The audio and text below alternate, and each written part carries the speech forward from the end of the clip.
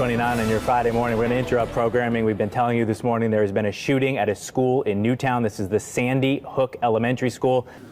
Gun control, now a highly controversial topic in America today. With more and more shootings and threats against schools, the biggest component of debate for gun control are whether current gun laws are sufficient. We will be discussing how gun control is an infringement of the Second Amendment and how guns don't kill people, but people do. Also, if guns are illegal, only criminals will have them. OnTheIssue.org has polls showing that 40% of all U.S. homes have guns. 91% of Americans believe that there should be minor laws on guns, and another 57% believe that there should be major laws on guns or even bans. Gun control is such a controversial issue that whole books have been written over it, like Gunfight, The Battle Over the Right to Bear Arms in America, written by Adam Winkler, a law professor at UCLA. In his book, he takes a neutral position, both criticizing the National Rifles Association and the gun control movement. More insight from citizens to come. The Second Amendment protects the rights of the citizens to keep and bear arms. On the other hand, nobody is going to suggest that a tragedy like Newtown is going to be something that we want to repeat. Whether you can ban weapons, whether you can make clip or magazine limits is probably debatable, since there's a strong lobby for the NRA which works against such restrictions to what they perceive as their Second Amendment rights. Arguably, we regulate cars and require people carry insurance in order to get a driver's license. I don't think it would be an abridgment of a person's right if you in some way instituted some of those regulatory measures for gun ownership as well. The Second Amendment is marvelously brief, although it does have some latitude for interpretation. Clearly, there are some weapons that are already banned. You can't own a fully automatic weapon. And so the right to keep and bear arms already experiences some limitations as to the arms you can keep and bear. The discussion becomes then, do you change that so that you restrict the arms that people can bear to sporting arms only, and then how do you define a sporting arm? And those discussions have to take place as well. Whether it could be changed or not, whether it needs to be changed, I think there's probably latitude within the law itself to enforce more rigid gun control without having to change the Constitution itself. My own opinions on it are that people who are responsible should have a right to own arms for sporting purposes. Some people argue for home defense, though those instances are infrequent for the use of firearms in home defense.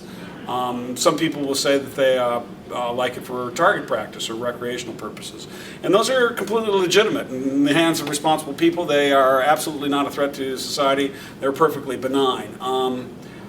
I think it somewhat deflects the argument to argue that we need to have tighter controls and looking to remedy the situation by having more mental health care. I think it was this week, North Dakota actually voted to allow teachers within their school to carry firearms. I might have expected that of Texas, maybe not of North Dakota, although it's a big hunting state.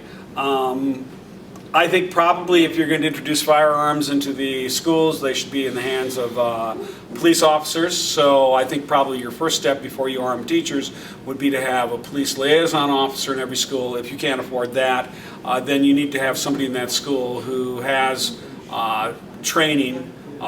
Could be administrator, could be a teacher, if that's the direction the public wants to go.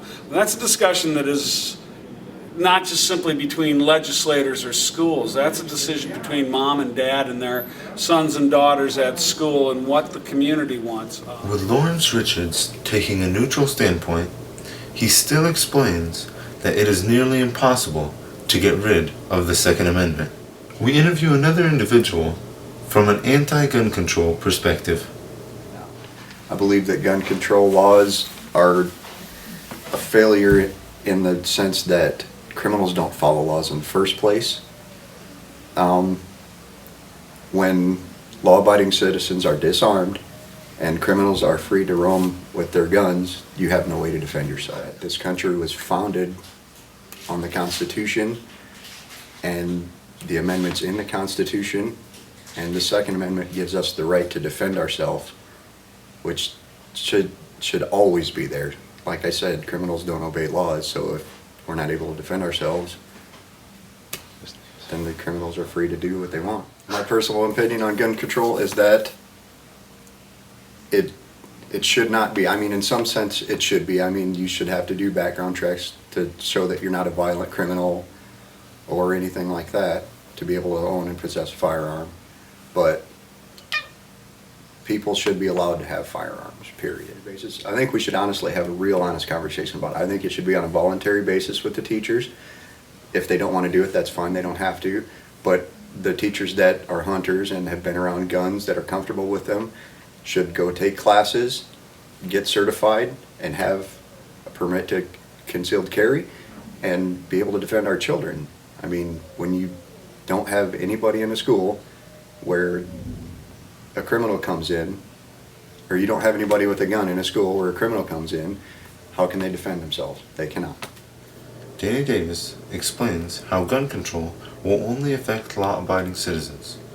Law-abiding citizens are not the ones causing the issues, meaning these law-abiding citizens are having their rights infringed for doing nothing wrong.